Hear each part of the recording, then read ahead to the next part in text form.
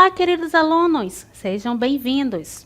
Eu sou a professora Michele Santos, do componente de História, e acompanhe comigo o objeto de conhecimento desta aula. Aula 44, Revisão e Avaliação.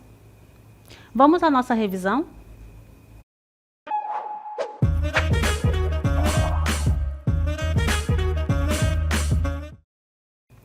Iniciando nossa revisão, e o tema dela é sobre escravidão, ou melhor, escravização. Mas o que é ser um escravizado? É justamente aquela pessoa que tem a sua liberdade privada, e essa liberdade está nas mãos do seu senhor, ou por vontade própria, em alguns casos, ou por meio da violência, por conta da moral, por conta da etnia. E essas questões elas serão levadas em consideração na prática da escravização.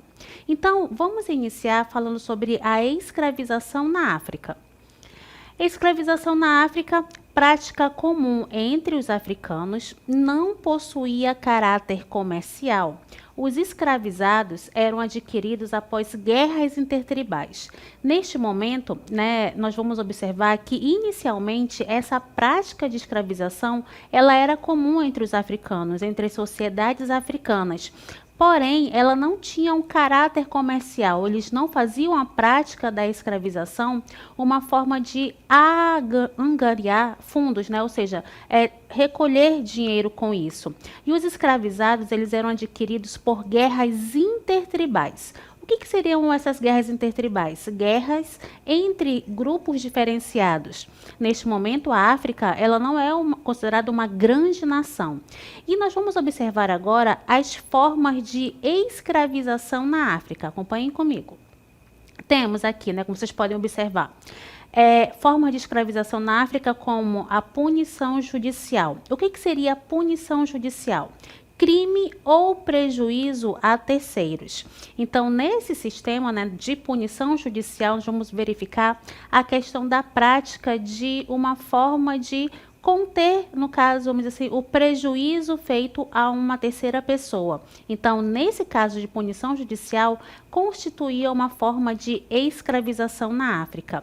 Outra forma é a fome, com a incapacidade de a pessoa suster seu alimento. Então, quando a pessoa não tinha condições de se sustentar, e também de sustentar a sua família, ele se colocava nessa condição de escravizado para poder ajudar a sua família no seu alimento, A penhora, que é justamente a quitação de empréstimo através do oferecimento da sua força de trabalho, e ainda por meio de guerras, a escravização de prisioneiros de guerra.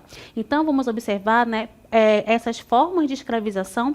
Mas por que havia escravização na África, O sistema judicial africano era compensatório.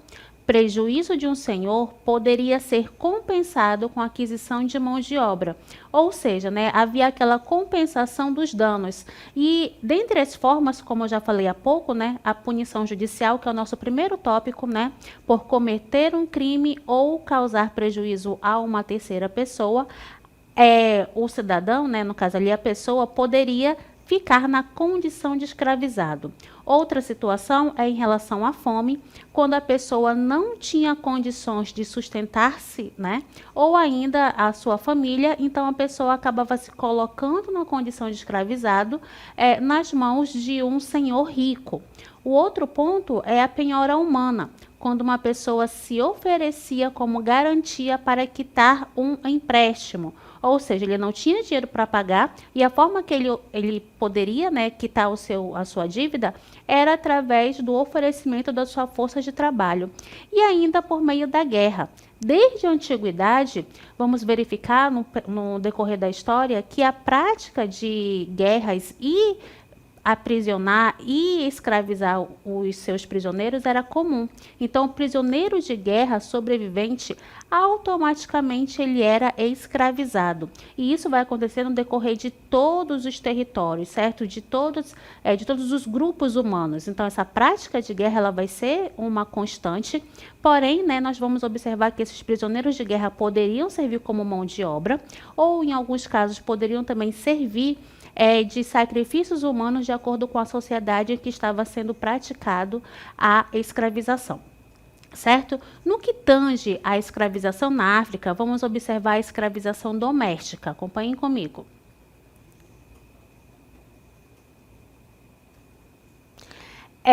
Vamos observar, escravizados eram obtidos principalmente por meio de guerras, certo? Por quê? Porque havia a prática de guerras intertribais. É importante nós lembrarmos que na África não havia a ideia de nação. Então, as guerras intertribais, elas aconteciam por conta das etnias diferenciadas. Então, quando um grupo, quando uma etnia ganhava uma guerra, a etnia que perdia automaticamente ficava na condição de escravizado, certo? Nesse contexto da África, vamos observar, que essas pessoas trabalhavam na agricultura e em serviços domésticos. Na sociedade africana, no contexto da África, vamos observar que esses negros escravizados, eles não eram uma força de trabalho qualquer. Eles eram justamente uma mão de obra a mais na agricultura, uma mão de obra a mais em campos de batalha, uma pessoa a mais que vai ajudar aquela comunidade, certo? No que tange ao alvo, dessa escravização doméstica, vamos observar que eles vão preferir, as mulheres e crianças. Por quê? Pois não ofereciam muita resistência à condição de escravizado. Então, esses dois grupos, mulheres e crianças, eram os preferidos na prática da escravização doméstica na África, certo? As mulheres geravam novos filhos, que nasciam livres e não escravizados. Nesse momento, também vamos verificar que os escravizados tinham direito, olha só, à propriedade da terra e ao casamento. Então, dentre todos os contextos de escravização, essa escravização doméstica, ela vai dar direitos justamente a essa pessoa que está na condição de escravizado, ok? Como, por exemplo, a propriedade de terra. Esse escravizado ele pode ter um território, uma área para que ele pudesse cultivar seu próprio alimento, e também poderia haver o casamento. Detalhe, nesse momento, as mulheres que na condição de escravizada que geravam filhos, esses filhos eles não eram considerados escravizados, e sim livres. Então, por isso, mais um motivo para que esses territórios, no caso essas nações, preferissem as mulheres, até também para aumentar o poder de influência. Quanto mais pessoas eles tivessem, sob seu domínio, maior seria o poder de influência daquele grupo, daquela etnia. Então, isso são características particulares da escravização doméstica na África. Lembrando, certo? Nesse momento, dessa escravização, não há um caráter comercial que vai ser agregado a essa prática de escravização, ok? Então, vimos as características principais da escravização doméstica. Agora vamos observar a escravização islâmica. Acompanhem comigo. Acontece ou começa no século VII, com a chegada dos árabes na África. Nesse momento, vamos observar novas relações econômicas. Há também o comércio de escravizados. Olha só, já contrapõe a prática da escravização doméstica, ou seja, esse sistema, com a presença dos árabes, com a presença de uma nova religião também no território africano, vamos observar que a prática da escravização vai ter um caráter comercial, ou seja, vai ter uma ideia de lucratividade. E vamos observar também que haverá uma mudança na lógica do escravismo. O que antes era uma prática comum, era uma prática natural entre eles, agora vai ter também uma lógica mercantil, uma lógica lucrativa para esse comércio de escravizados, certo? Vamos observar também a cultura árabe, que não permite a escravização de muçulmanos. E nesse momento, vamos observar uma grande adesão ou conversão dos negros africanos para a religião islâmica, né?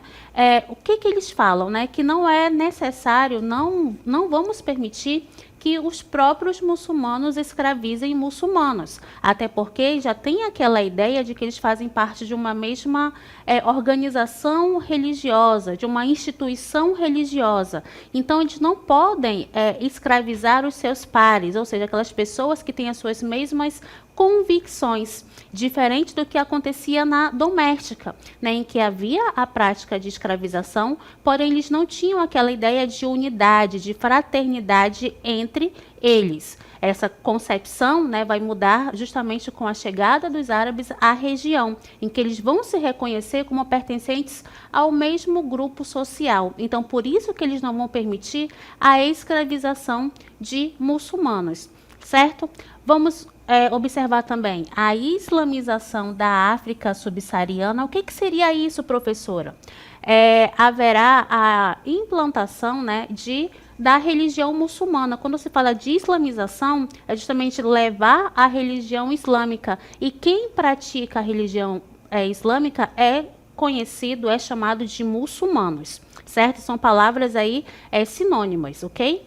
Então, vamos verificar a conversão dos africanos ao islamismo. Os árabes buscam mão de obra escravizada, contribuindo para o desenvolvimento do comércio no continente africano. Que tipo de comércio vai ser esse? O comércio da escravização de negros, certo? Então, a escravização doméstica, ela vai ser substituída pela escravização comercial, que vai ser altamente lucrativa. Então, olha só, né, nós temos aí dois contrapontos principais, né? Enquanto a doméstica, nós temos ali a prática da escravização como uma forma comum, natural entre os africanos, a islâmica já vai vir com aquela ideia de lucratividade, ou seja, vamos pegar novos negros, né? Vamos favorecer essas guerras intertribais. Esses prisioneiros agora vão ter um caráter comercial e nós vamos lucrar com esse comércio. E nesse intervalo de tempo, vamos observar a conversão de muitos negros à religião islâmica, né? Mas qual era o principal motivo? Um dos principais motivos, vamos dizer assim, né? Era justamente eles não estarem na condição de escravizado, ok? Então, essas são características básicas entre esses dois tipos de escravização, tanto a doméstica quanto a islâmica. Acompanhem comigo. Escravização na África após a chegada dos portugueses. Então, temos a presença de especialistas que vão passar a capturar e aprisionar africanos para serem escravizados e enviados a outros continentes. O tráfico negreiro ocasionou diversos conflitos internos na África. Além disso, vamos observar, né, que há dois reinos, né, vamos dizer assim, impérios, reinos, melhor dizendo, que vão adotar o tráfico negreiro, que é Axante e Daomé. Esses dois reinos, eles vão aproveitar essa ideia de alta lucratividade com o comércio do tráfico negreiro e vão aumentar a sua área de influência. Nós temos aqui, né, um mapa que representa alguns reinos africanos. Temos Gana, como vocês podem ver aqui, Gana, Mali, Songhai, Assante ou Axante, né, Daomé, Benin, Cânem e Borno são territórios, né, são reinos africanos, e dentre eles o que merece destaque nesse contexto de adotar o tráfico negreiro vai ser Axante e Daomé, certo? No que tange à escravização cristã, vamos observar que o Papa Gregório I, ele vai reconhecer a instituição da escravidão como parte do sistema social vigente. Durante muito tempo, né, existia essa ideia da prática da escravização. Então, num contexto particular, específico, os cristãos, a Igreja Católica, ela vai permitir a instituição, né, da escravidão. Até porque, né, eles acreditavam que que a partir do trabalho exaustivo a pessoa poderia ter a sua salvação, certo? Vamos verificar também que eles utilizavam, né, de escravos muçulmanos, né, para a escravização. Então, eles capturavam esses escravizados muçulmanos e automaticamente utilizavam eles na prática da escravização. Em 1435, vamos observar o ensino católico que vai se voltar contra certas formas de escravatura. Professora, como assim, né? A senhora acabou de dizer que a igreja ela era a favor da escravização. Sim, durante um certo momento a igreja ela vai ser a favor a essa escravização, vai dizer que as pessoas, né, no caso ali os negros africanos, eles podem estar na condição de escravizados, sim, porém, para quê? Né? Para justificar a salvação daquelas pessoas. Principalmente quando esses negros capturados, eles eram muçulmanos. Só que com o passar do tempo, a visão da igreja ela vai se modificar um pouco. E aí eles vão começar a adotar uma nova visão. Vamos dizer assim, particularizando, né, as formas que devem ser aplicadas à escravização. Certo? Acompanhem comigo o texto. Bulas papais condenavam a escravização injusta e os maus tratos aos nativos americanos. E os jesuítas tentavam aliviar o sofrimento dos escravizados nativos americanos. Então, olha só, com esse texto que nós acabamos de ler, vocês podem observar a mudança de visão da igreja. Então, havia a prática da escravização, mas nem todos estavam inseridos nessa prática, né, de escravização adotada pela Igreja Católica. Então, eles justificavam quem poderiam ser escravizados. Então, no caso dos nativos americanos, era no contexto da guerra justa, era no contexto de guerras, né, entre os colonos e os jesuítas e os indígenas. Então, nesse caso, a escravização ela era permitida, certo? Então, vimos a questão da escravização. Agora, vamos observar como estava organizada a política e a sociedade africana.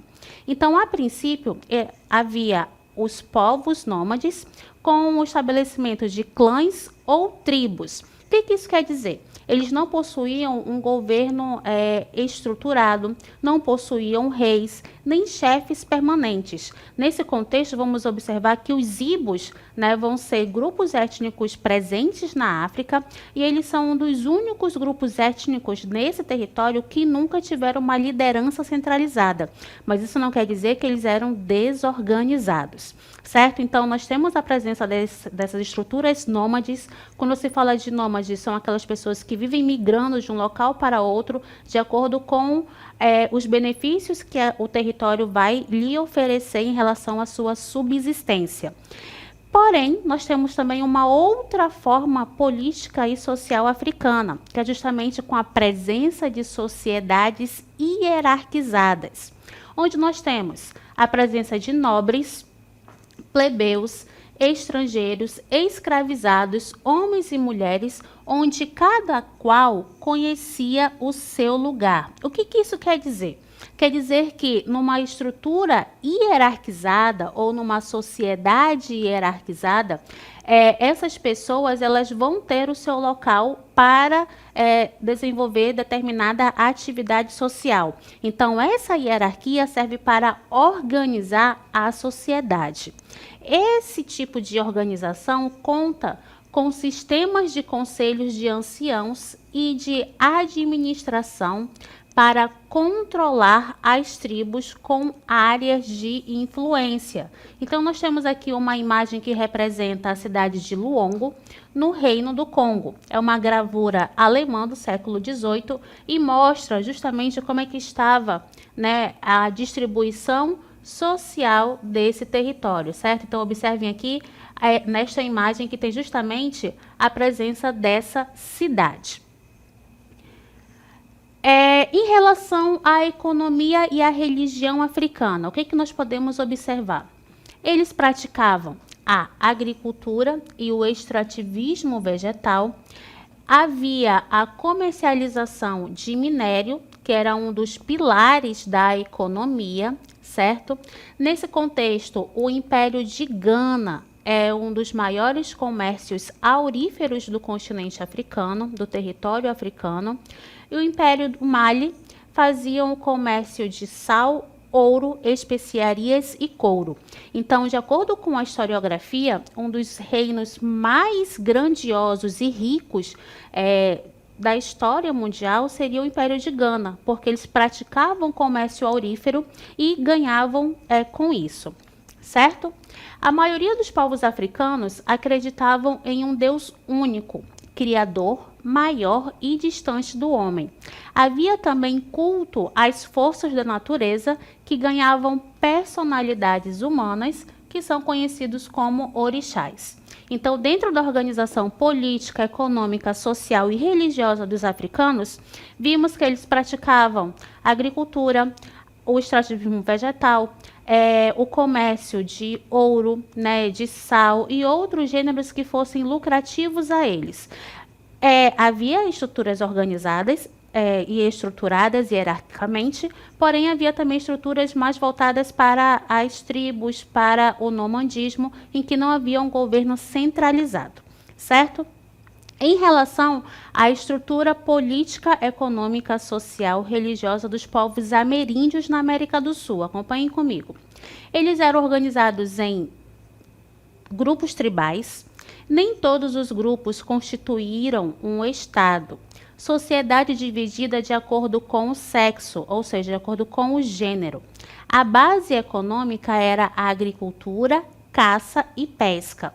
A ausência de escrita e a presença de religiões politeístas baseadas em elementos da natureza. Então, na América do Sul, vamos observar que não há um estado constituído como os europeus estavam acostumados a enxergar, a ver, né? Eram organizados em grupos tribais, ou seja, haviam muitas tribos indígenas no território da América do Sul.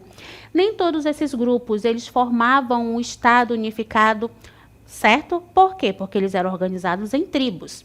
A sociedade era dividida de acordo com o sexo, ou seja, com o gênero.